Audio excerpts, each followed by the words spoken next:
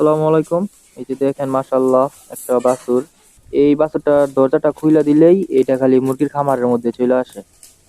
দেখেন, মানে ওই গোল থেকে যদি বের হইতে পারে কোনো ভাবে, তাহলে এই খালি বারবার এই যে এই জাল দেওয়া আছে, এই জালের উপর দিয়ে আইসাও খামারের ভিতরে চলে আসে। মানে কি বলবো আর এটারে ঘর থেকে বের হইলেই এ খামারের মধ্যে আসবে। দেখেন জালটা, এই জালের উপর দিয়ে কিভাবে আসে এটা জানি না, কিন্তু ও দেখি এখানে আইসা পড়ে। এখন এই বাছুরটারে আবার গোলের মধ্যে দিয়ে দিতে হবে।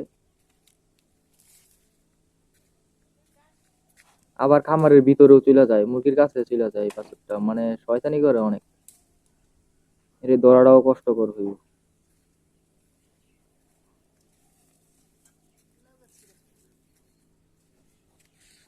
এই যে মরিচ গাছ খাইতে আইছি।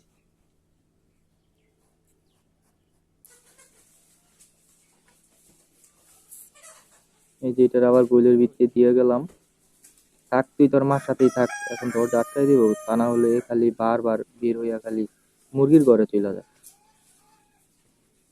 আর আমার এখানে এই যে দেখেন, এই পাশে হলো মুরগির খামার আর সাথেই হলো গরুর। এই দুইটা একসাথেই, কোনো সমস্যা হয় না। গরু আর মুরগি একসাথে পালতেছি প্রায় 2 বছর ধরে, কোনো সমস্যা হইতেছে না।